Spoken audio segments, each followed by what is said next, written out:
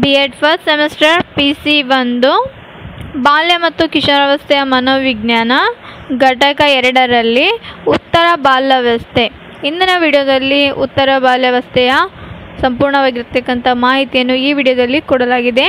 ಪ್ರಸ್ತಾವನೆ: ಉತ್ತರ ಬಾಲ್ಯಾವಸ್ಥೆಯ ಅರ್ಥ, ಪರಿಕಲ್ಪನೆ, ಉತ್ತರ ಬಾಲ್ಯಾವಸ್ಥೆಯ ಲಕ್ಷಣಗಳು, ದೈಹಿಕ ಬೆಳವಣಿಗೆ, ಬೌದ್ಧಿಕ ಬೆಳವಣಿಗೆ, ಸಾಮಾಜಿಕ ಬೆಳವಣಿಗೆ, ಶೈಕ್ಷಣಿಕ ನಿಹಿತಾರ್ಥಗಳು. ಉಪಸಂಹಾರ.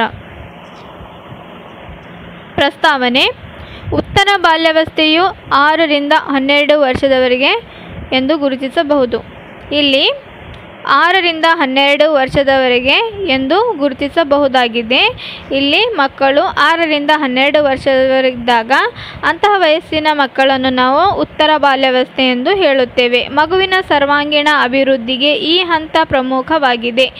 ಮಗುವಿನ ಸರ್ವಾಂಗೀಣ ಅಭಿವೃದ್ಧಿ ಅಂದರೆ ಮಗುವಿನ ಒಂದು ಬೆಳವಣಿಗೆ ಅಥವಾ ಸರ್ವಾಂಗೀಣವಾಗಿರ್ತಕ್ಕಂಥ ಅಭಿವೃದ್ಧಿ ಪಡೆದಿರ್ತಕ್ಕಂಥ ಒಂದು ಹಂತ ಎಂದರೆ 6 ರಿಂದ 12 ವರ್ಷದವರೆಗಿನ ಮಕ್ಕಳು. ಈ ಹಂತದಲ್ಲಿ ಪ್ರತಿಭಾವಂತ ವಿದ್ಯಾರ್ಥಿಗಳು ದೈಹಿಕವಾಗಿ ತೂಕ ಗಾತ್ರದಲ್ಲಿ ತುಂಬ ಎತ್ತರವಾಗಿ ಬೆಳೆದಿರುತ್ತಾರೆ.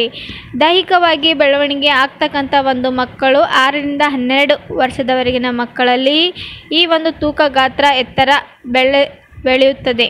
ದೈಹಿಕವಾಗಿದ್ದರೆ ಈ ಒಂದು ಹಂತದಲ್ಲೇ ಕಳೆದವಡೆಯು ಗಾತ್ರದಲ್ಲಿ ವಿಕಸನ ಹೊಂದುತ್ತದೆ.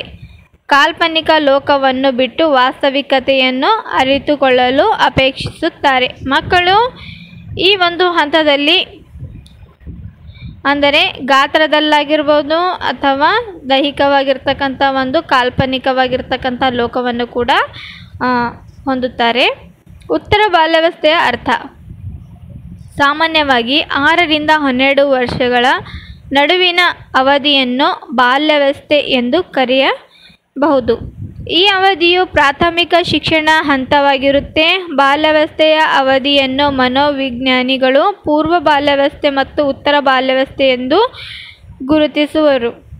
2 ರಿಂದ 6 ವರ್ಷದ ಅವಧಿಯ ಪೂರ್ವ ಬಾಲ್ಯಾವಸ್ಥೆ ಎಂದು, 6 ರಿಂದ 12 ವರ್ಷದ ಅವಧಿಯನ್ನು ಉತ್ತರ ಬಾಲ್ಯಾವಸ್ಥೆಯನ್ನು ವಿಂಗಡಿಸಲಾಗಿದೆ. ಈ ರೀತಿಯಾಗಿ 2 ರಿಂದ 6 ವರ್ಷದ ಮಕ್ಕಳನ್ನು ನಾವು ಪೂರ್ವ ಬಾಲ್ಯಾವಸ್ಥೆ ಎಂದು ಗುರುತಿಸಿದ್ದೇವೆ. ಅದೇ ರೀತಿಯಾಗಿ 6 ರಿಂದ 12 ವರ್ಷದ ಮಕ್ಕಳನ್ನು ನಾವು ಉತ್ತರ ಬಾಲ್ಯಾವಸ್ಥೆ ಎಂದು ವಿಂಗಡಿಸಲಾಗಿದೆ. ಏಕೆಂದರೆ ಈ ಒಂದು ಹಂತದಲ್ಲಿ 2 ರಿಂದ 6 ವರ್ಷದ ಮಕ್ಕಳಲ್ಲಿ ಇರ್ತಕ್ಕಂತಹ ಬೆಳವಣಿಗೆ ಮತ್ತು ಬೇರೆ ಬೇರೆ ಇರ್ತಕ್ಕಂತಹ ಹಂತವನ್ನು ನಾವು ನೋಡಿದ್ದೇವೆ. ಆದರೆ 6 ರಿಂದ 12 ವರ್ಷದ ಮಕ್ಕಳಲ್ಲಿ ನಾವು ಯಾವ ರೀತಿಯಾಗಿ ಬೆಳವಣಿಗೆ ದೈಹಿಕವಾಗಿ ಮತ್ತು ಮಾನಸಿಕವಾಗಿರ್ತಕ್ಕಂಥ ಬೆಳವಣಿಗೆಯನ್ನು ನೋಡಬಹುದು. ಉತ್ತರ ಬಾಲ್ಯಾವಸ್ಥೆಯ ಲಕ್ಷಣಗಳು: ದೈಹಿಕ ಬೆಳವಣಿಗೆ: ಉತ್ತರ ಬಾಲ್ಯಾವಸ್ಥೆಯ ಕೊನೆಯ ವೇಳೆಗೆ ಬೆಳವಣಿಗೆ ಮಂದಗೊಳ್ಳುತ್ತದೆ. ಈ ಒಂದು 6 ರಿಂದ 12 ವರ್ಷದ ಮಕ್ಕಳಲ್ಲಿ ನಾವು ಸಾಮಾನ್ಯವಾಗಿ ಈ ಒಂದು ಕೊನೆಯ ವೇಳೆಗೆ ಬೆಳವಣಿಗೆ ಮಂದಗೊಳ್ಳುತ್ತದೆ ಅಂದರೆ ನಿಧಾನವಾಗಿ ಬೆಳವಣಿಗೆ ಆಗುತ್ತೆ. ಉತ್ತರ ಬಾಲ್ಯಾವಸ್ಥೆಯಲ್ಲಿ ಸರ್ವೇಸಾಮಾನ್ಯ ಎತ್ತರ 55 ಅಂಗುಲದಷ್ಟು ಇರುತ್ತದೆ.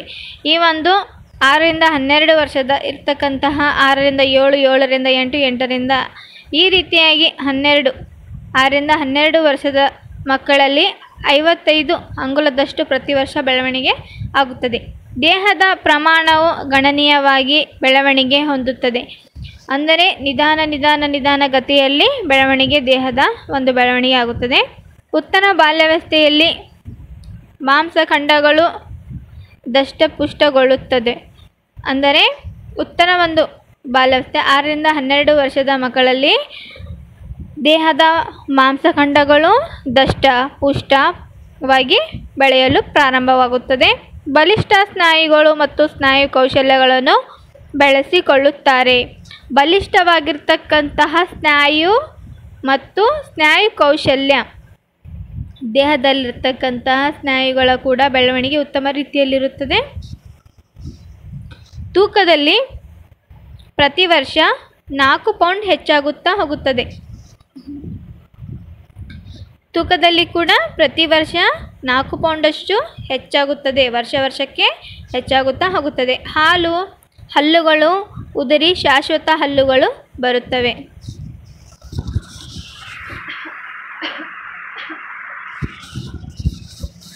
ಹಾಲು ಮತ್ತು ಹಲ್ಲುಗಳು ಉದುರಿ, ಅಂದರೆ ಮಗು ಹುಟ್ಟಿದಾಗ 2 ವರ್ಷದಿಂದ ಮಗು 6 ವರ್ಷಕ್ಕೆ ಬಂದಾಗ ಅಲ್ಲಿಂದ ಅಲ್ಲಿಗೆ ಹಲ್ಲುಗಳು ಪ್ರಾರಂಭವಾಗುತ್ತದೆ. ಮತ್ತು 6 ವರ್ಷದಿಂದ 12 ವರ್ಷಕ್ಕೆ ಬಂದಾಗ ಅಲ್ಲೊಂದು ಕೂಡ ಹಲ್ಲುಗಳು ಬಿದ್ದು ಮತ್ತೆ ಹೊಸ ಹಲ್ಲುಗಳು ಪ್ರಾರಂಭವಾಗಿ ಹಲ್ಲುಗಳು ಬಿದ್ದು ಮತ್ತು ಶಾಶ್ವತ, ಅಂದರೆ ಕೊನೆಯವರೆಗೆ ಇರ್ತಕ್ಕಂಥ ಒಂದು ಶಾಶ್ವತ ಹಲ್ಲುಗಳ ಬೆಳವಣಿಗೆ ಕೂಡ ಆಗುತ್ತದೆ.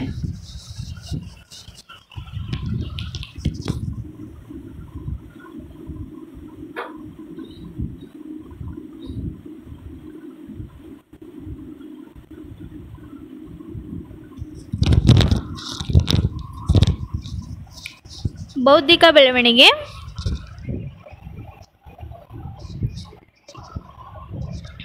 ಮಕ್ಕಳ ಸಂಪರ್ಕಕ್ಕೆ ಬರುವ ವಸ್ತುಗಳು, ವಿಚಾರಗಳು ಮತ್ತು ವ್ಯಕ್ತಿಗಳ ಬಗೆಗೆ ತಿಳಿದುಕೊಳ್ಳಲು ಪ್ರಯತ್ನಿಸುತ್ತಾರೆ. ಈ ಒಂದು ಬೌದ್ಧಿಕವಾಗಿರ್ತಕ್ಕಂಥ ಬೆಳವಣಿಗೆಯಲ್ಲಿ ಮಕ್ಕಳ ಒಂದು ಸಂಪರ್ಕಕ್ಕೆ ಬರುವ ವಸ್ತುಗಳು, ವಿಚಾರಗಳು ಮತ್ತು ವ್ಯಕ್ತಿಗಳ ಈ ಒಂದು ಅವಧಿಯಲ್ಲಿ ವಸ್ತುಗಳ, ವಿಚಾರ ಮತ್ತು ವ್ಯಕ್ತಿಗಳ ಬಗ್ಗೆ ತಿಳಿದುಕೊಳ್ಳಲು ಪ್ರಯತ್ನಿಸುತ್ತಾರೆ. ಈ ಹಂತದಲ್ಲಿ ವೀಕ್ಷಣೆ, ವಿಚಾರಗಳು ಮತ್ತು ವಿಚಾರಶಕ್ತಿಗಳು, ಅವಧಾನ ಮತ್ತು ವಿವೇಚನಾ ಸಾಮರ್ಥ್ಯಗಳು ಅಭಿವೃದ್ಧಿ ಹೊಂದುತ್ತವೆ. ಅಂದರೆ 6ರಿಂದ 12 ವರ್ಷದ ವಯಸ್ಸಿನ ಮಕ್ಕಳಲ್ಲಿ ಅಂದರೆ ಒಂದು ವಸ್ತುವಿಗೆ ನೋಡಿದ ತಕ್ಷಣ ವೀಕ್ಷಣೆ ಮಾಡ್ತಕ್ಕಂಥದ್ದು, ವಿಚಾರ ಮಾಡ್ತಕ್ಕಂತಹ ಒಂದು ವಿಚಾರಶಕ್ತಿಗಳು ಇವೆಲ್ಲವೂ ಕೂಡ ಮಕ್ಕಳಲ್ಲಿ ಸಾಮರ್ಥ್ಯವನ್ನು ಹೊಂದುವ ಬುದ್ಧಿಶಕ್ತಿ ಅಥವಾ ಹೊಂದತಕ್ಕಂಥ ಸಾಮರ್ಥ್ಯವನ್ನು ತಿಳಿದುಕೊಳ್ಳತಕ್ಕಂಥ ಒಂದು ಸಾಮರ್ಥ್ಯ ಕೂಡ ಹುಟ್ಟಿಕೊಳ್ಳುತ್ತದೆ. ಕಾಲ್ಪನಿಕ ಲೋಕವನ್ನು ಬಿಟ್ಟು ವಾಸ್ತವತೆಯನ್ನು ಅರಿತುಕೊಳ್ಳಲು ಅಪೇಕ್ಷಿಸುತ್ತಾರೆ. ಕಾಲ್ಪನಿಕ ಲೋಕವನ್ನು ಬಿಟ್ಟು ಅಂದರೆ ಕಲ್ಪನೆ ಮಾಡ್ತಕ್ಕಂಥ ಒಂದು ಲೋಕವನ್ನು ಬಿಟ್ಟು ವಾಸ್ತವತೆಯನ್ನು ಅರಿತುಕೊಳ್ಳಲು ಅಪೇಕ್ಷಿಸುತ್ತಾರೆ. ಕಣ್ಣಿಗೆ ಕಾಣಲಾರ್ತಕ್ಕಂತಹ ವ್ಯಕ್ತಿ ಅಥವಾ ಕಣ್ಣಿಗೆ ಕಾಣಲಾರ್ತಕ್ಕಂತಹ ರೂಪಗಳನ್ನು ಕಾಲ್ಪನಿಕವಾಗಿ ಮಕ್ಕಳು ಅರಿತುಕೊಳ್ಳಲು ಪ್ರಾರಂಭಿಸುತ್ತಾರೆ. ಬಾಲಕರು ತಮ್ಮ ಸ್ವಯಂ ಚಟುವಟಿಕೆಗಳನ್ನು ನಿರ್ಣಯಿಸಿಕೊಳ್ಳುತ್ತಾರೆ. ಬಾಲಕರು ತಮ್ಮಲ್ಲಿರ್ತಕ್ಕಂತಹ ಸ್ವಯಂ ಅಂದರೆ ಕೆಲವೊಂದು ಕಾರ್ಯಗಳನ್ನು ನಿರ್ಣಯಿಸಿಕೊಳ್ಳುತ್ತಾರೆ. ಸಾಹಸದ ಕತೆ ಓದಲು ಇಷ್ಟಪಡುತ್ತಾರೆ. ಅಂದರೆ ಕತೆಗಳ ಬಗ್ಗೆ ವಿಚಾರಿಸಲು, ಕತೆಗಳ ಬಗ್ಗೆ ಓದಲು ತುಂಬ ಅದರ ಕಡೆ ಅಟ್ರಾಕ್ಷನ್ ಹೆಚ್ಚಾಗುತ್ತದೆ. ಅಳತೆ, ತೂಕ, ಸ್ಥಳ, ಸಂಖ್ಯೆ, ಹಣ, ಕಾಲ, ಸಜೀವ ಮುಂತಾದ ವಿಷಯಗಳ ಬಗ್ಗೆ ಅರಿವು ಮೂಡುವುದು.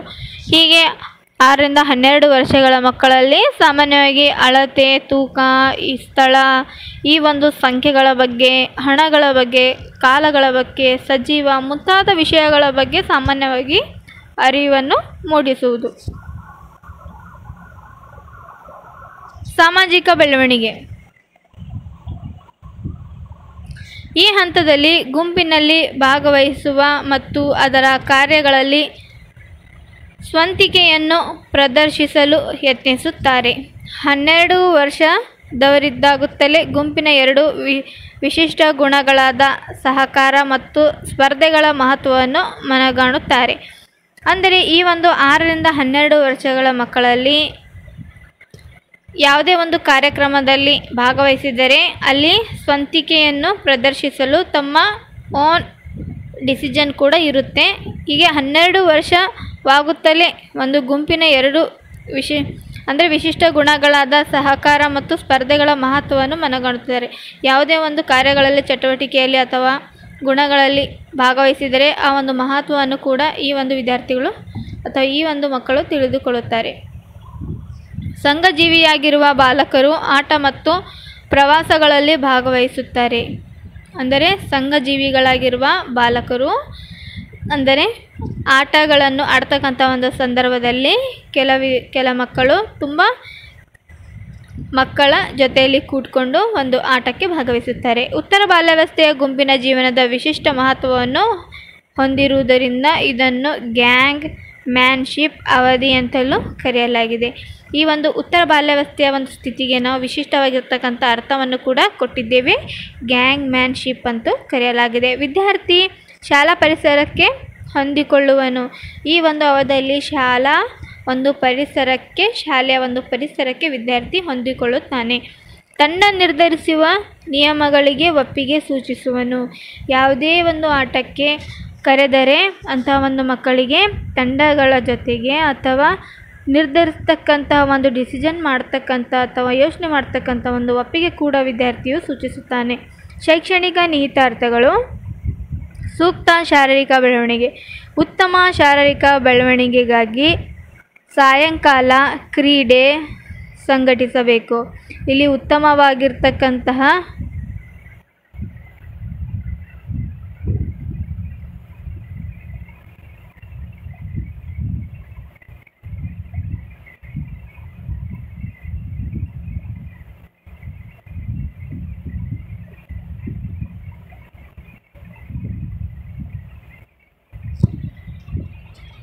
ಉತ್ತಮ ಶಾರೀರಿಕ ಬೆಳವಣಿಗೆಗಾಗಿ ಸಾಯಂಕಾಲ ಕ್ರೀಡೆ ಸಂಘಟಿಸಬೇಕು. ಉತ್ತಮವಾಗಿರ್ತಕ್ಕಂತಹ ಮಕ್ಕಳಿಗೆ ಶಾರೀರಿಕ ಬೆಳವಣಿಗೆ ಆಗಬೇಕು ಅಂದರೆ ಕ್ರೀಡೆಯನ್ನು ಸಾಯಂಕಾಲ ಸಂಘಟಿಸಬೇಕು. ಮಕ್ಕಳು ಭಾಗವಹಿಸುವಂತೆ ಪ್ರೇರೇಪಿಸಬೇಕು. ಮಕ್ಕಳು ಭಾಗವಹಿಸಬೇಕು ಅಂದರೆ ಅವರಿಗೆ ಯಾವ ರೀತಿಯಾಗಿ ಪ್ರೇರಣೆಯನ್ನು ಕೊಡ್ತಕ್ಕಂಥದ್ದು. ಮುಂಜಾನೆ ದೈಹಿಕ ತರಬೇತಿ ವ್ಯವಸ್ಥೆಯನ್ನು ಮಾಡಬೇಕು. ದೈಹಿಕವಾಗಿರ್ತಕ್ಕಂತಹ ತರಬೇತಿಯನ್ನು ನಾವು ಬೆಳಗ್ಗೆ ಕೊಡಬೇಕು, ಆದರೆ ಕ್ರೀಡೆಗಳ ಒಂದು ವ್ಯವಸ್ಥೆಯನ್ನು ಸಾಯಂಕಾಲ ಮಾಡಬೇಕು.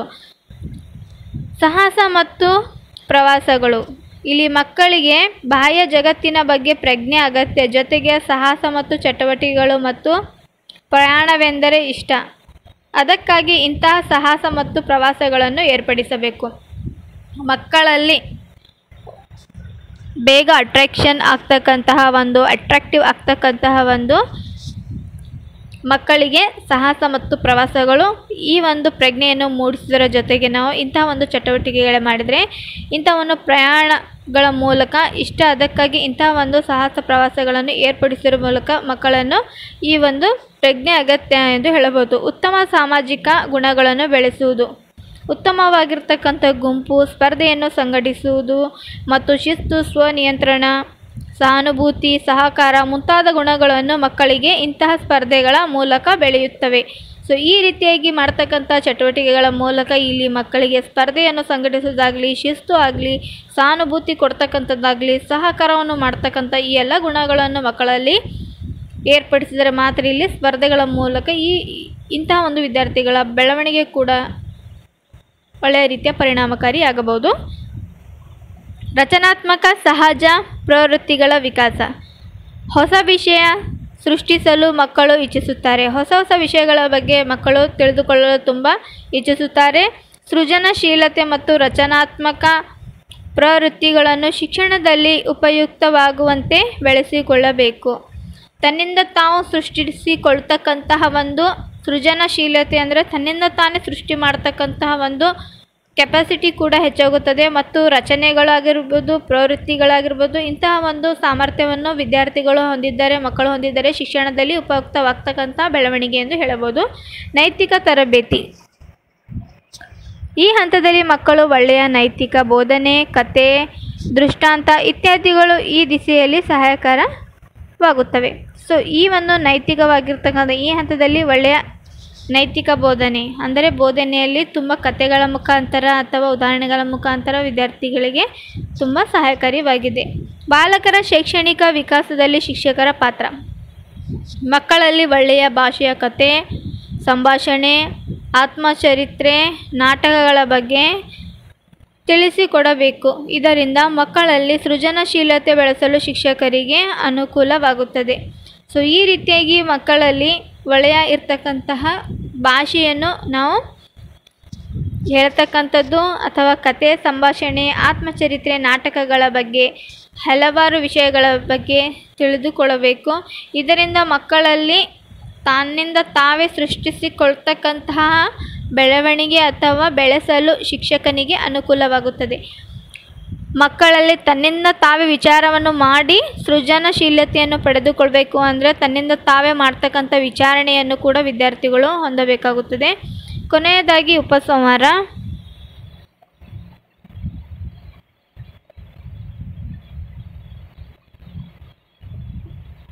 ಉತ್ತರ ಬಾಲ್ಯಾವಸ್ಥೆಯ ಅವಧಿಯಲ್ಲಿ ಮಕ್ಕಳ ಬೆಳವಣಿಗೆಯು ತೀವ್ರವಾಗುತ್ತದೆ.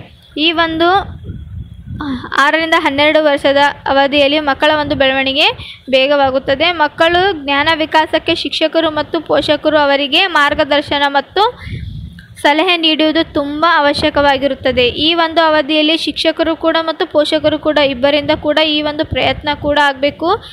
ಆದರೆ ಮಾತ್ರ ಇಲ್ಲಿ ಸಲಹೆ ಜ್ಞಾನ ವಿಕಾಸಕ್ಕೆ ಈ ಒಂದು ಮಗುವಿಗೆ ಪೋಷಕರು ವಿದ್ಯಾರ್ಥಿಯು ತುಂಬ ಮುಖ್ಯವಾಗಿರ್ತಕ್ಕಂಥದ್ದಾಗಿದೆ. ಮಗು ವ್ಯವಸ್ಥಿತವಾಗಿ ಅಭಿವೃದ್ಧಿ ಹೊಂದಲು ಅನುಕೂಲವಾಗುವಂತಹ ಪಠ್ಯಕ್ರಮ ರಚನೆಯಾಗಬೇಕು. ಈ ಒಂದು ಮಗು ಅಭಿವೃದ್ಧಿ ಕೂಡ ಆಗಬೇಕು ಅಂದರೆ ಒಳ್ಳೆಯವಾಗಿರ್ತಕ್ಕಂಥ ಮತ್ತು ಉತ್ತಮ ರೀತಿಯಲ್ಲಾಗಿರ್ತಕ್ಕಂಥ ಒಂದು ಪಠ್ಯಕ್ರಮ ಕೂಡ ರಚನೆಯಾಗಬೇಕು. ಐ ಹೋಪ್ ಈ ವಿಡಿಯೋ ನಿಮ್ಮೆಲ್ಲರಿಗೂ ತುಂಬ ಹೆಲ್ಪ್ಫುಲ್ ಆಗಿರಬೇಕು, ಇಷ್ಟವಾಗಿರಬೇಕು.